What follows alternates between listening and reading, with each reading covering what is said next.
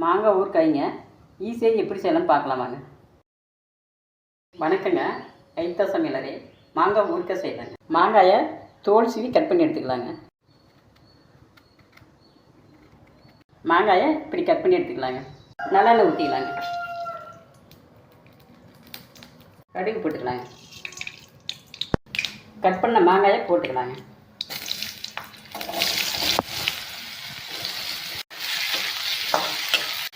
ரெண்டு நிமிஷம் அப்படியே வதக்கிக்கலாங்க. மஞ்சத்தூள் போட்டுக்கலாங்க. தேவையான அளவு உப்பு போட்டுக்கலாங்க.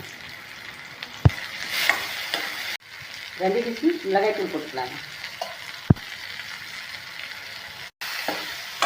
பெருங்காயத்தூள் போட்டுக்கலாங்க. வறுத்து அரைச்ச வெந்தயத்தூள் 1 டீஸ்பூன் போட்டுக்கலாங்க.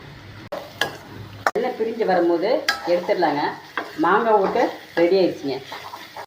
இது மாதிரி ஊறுகாய் செஞ்சு தயிர் சாதம் சாம்பார் சாதத்தோடு சாப்பிட்டா டேஸ்ட்டாக இருக்குங்க.